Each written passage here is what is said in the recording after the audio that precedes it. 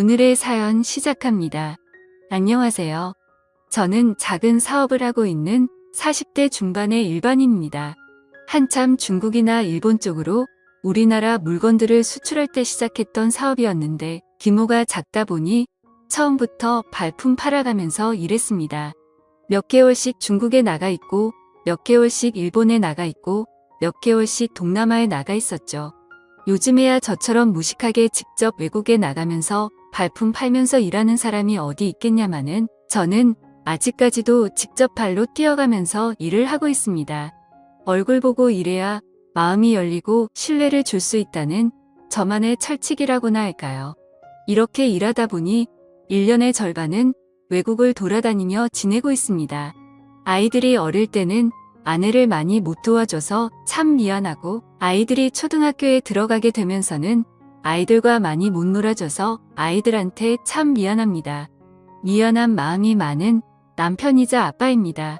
방학이 되면 제가 해외에 나가는 일정과 겹칠 때 몇 주 정도는 외국에서 함께 생활하기도 하는데 처음에는 외국에 나간다고 하니까 좋다고 따라다녔지만 점점 아이들이 커지면서부터는 막상 해외에 가봐야 집에 있어야 하고 답답하니 이제는 같이 안 가려고 하는 편입니다. 확실히 이게 여행이랑은 다르다는 걸 알게 된 것 같습니다. 그래도 아내는 아직까지 이런 생활이 싫지 않은 모양입니다. 외국에 나가면 백화점을 많이 가거든요. 백화점 가면 작은 거라도 꼭 하나씩은 사주기 때문에 좋아하는 것 같아요. 돈 벌어서 이럴 때 써야지 어쩌겠습니까? 이러면서 점수 따고 그러는 거지요.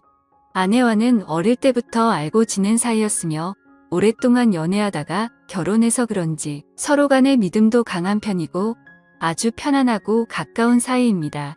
어릴 때부터 알았다 보니 제 친구들이나 아내 친구 구분할 필요 없이 서로 잘 알고 지낸 만큼 가깝습니다. 학교도 전부 다 근처였고 제 친구 중에는 아내와 초등학교부터 같이 다닌 놈도 있습니다.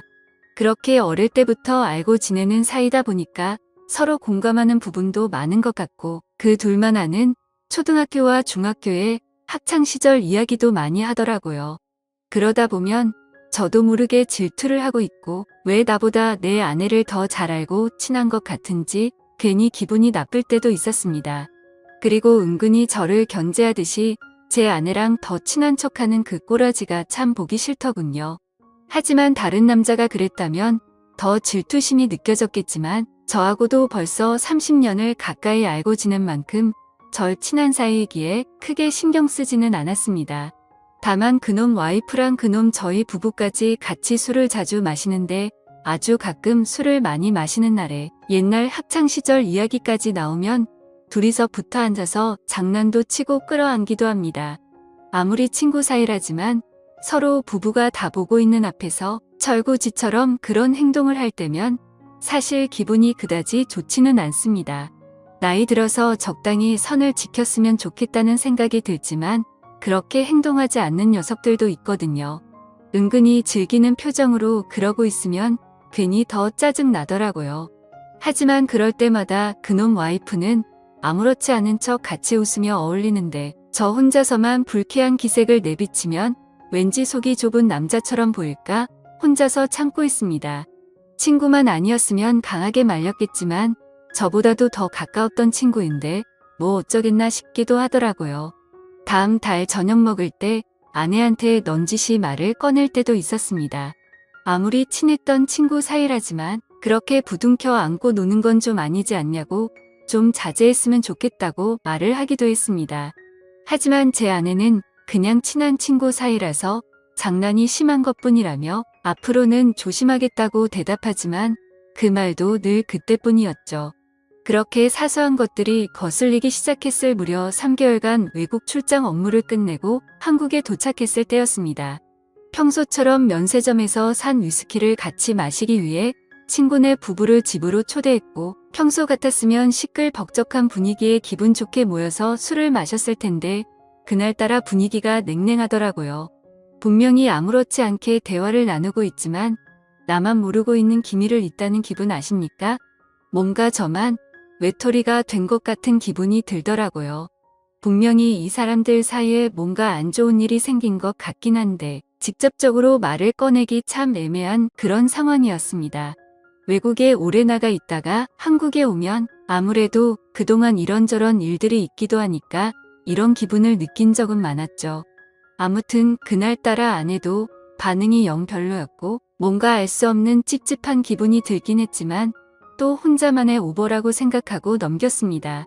하지만 그 애매한 분위기는 술자리가 끝날 때까지 이어졌고 얼마 마시지도 않았는데 몸이 안 좋다며 그놈 부부는 집으로 가버리더라고요. 아내에게 무슨 일이 있었냐고 물었지만 아내는 별일 없다면서 다들 피곤해서 그런 거 아니겠냐고 말을 하더라고요. 그날 이후 한동안 찝찝한 기분은 계속되었지만 그 후로 평소와 다름없이 저와 아이들에게 잘하는 아내와 바쁘게 회사 일을 하다 보니 잊혀졌습니다. 외국에 출장을 나가면 그나마 일이 좀 여유로운 편이지만 한국에만 들어오면 일이 참 많습니다. 밀린 서류 업무도 많이 해야 하고 세금 신고나 처리해야 할 행정 업무도 많죠. 그날도 평소보다 늦게 야근을 하고 퇴근하는 길이었는데 집 앞 주차장에서 아내와 그 친구가 말다툼하고 있는 걸 봤습니다. 순간적으로 얼마 전에 냉랭했던 술자리가 생각났고 제가 모르는 비밀이 무엇인지 궁금하더라고요. 저는 뭔가 불길한 예감도 들고 도대체 무슨 일이 있었던 것인지 너무 궁금해서 조용히 차 뒤로 숨어서 무슨 이야기를 하나 들어봤습니다. 근데 이야기가 뭔가 이상하더라고요. 그 친구 녀석이 제 아내에게 왜 요즘 피하냐고 하면서 싸우고 있는 것이었습니다. 이야기의 맥락을 들어보니까 제가 외국에 나가 있을 때마다 아내와 그 친구 녀석이 부부처럼 지낸 것 같은데 제가 한국에 들어올 때는 자신을 안 만나주니까 그 남자가 제 아내한테 큰 소리를 치고 있었던 것이죠. 저는 너무 화가 났지만 좀 더 침착하게 이 상황을 녹음하고 곧 제 아내에게 다가갔습니다. 너무 화가 나서 그놈을 바로 땅바닥에 넘어뜨리고 마구 욕을 했습니다. 아내와 그놈은 엄청 당황한 모습을 보였고 제가 녹음까지 다 했으니까 숨기지 말고 똑바로 다 얘기하라고 소리쳤습니다.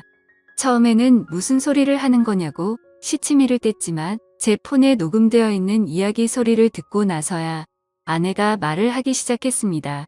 몇 년 전에 제가 해외에서 근무하는 기간에 그놈이랑 제 아내랑 중학교 동창회를 같이 다녀온 적이 있다고 하면서 제가 다녀오라고 허락해줬던 그때 동창회 모임이 생각나더라고요. 제 입장에서는 당연히 별다른 문제가 없을 것 같아서 다녀와도 된다고 허락해준 것이었는데 그때 그 동창회에서 둘 다 술을 진탕 마시고 근처 숙박업소로 갔고 그렇게 둘이서 처음으로 실수를 했다고 하더라고요. 술김에 저지른 한 번의 실수라고 생각하고 서로 조용히 그때 그 사건을 덮기로 했는데 그 후로 저 몰래 둘이서 몇 번 만나서 술도 먹고 같은 실수를 반복하게 됐고 그러면서 바람은 아니지만 필요할 때만 만나는 그런 관계로 지내게 되었다고 했습니다. 그래서 최근까지도 한 달에 한두 번씩 만남을 가졌다고 하더라고요. 그런데 제가 한국 오기 얼마 전부터 한때 친구였다고 생각했던 그 정신 나간 놈이 점점 제 아내에게 무리한 것들을 요구하기 시작했고 심지어는 애들이 있는 집까지 찾아와서 아내에게 같이 있자고 했던 것이었습니다. 아내는 그놈을 달래서 보내거나 그것이 안 되면 같이 나가서 아파트 옥상으로 올라가서 더러운 시간을 보냈다고 하더군요. 이렇게라도 해주지 않으면 친구 녀석이 도저히 집에 갈 생각을 안 했기 때문에 어쩔 수 없었다고 말했습니다.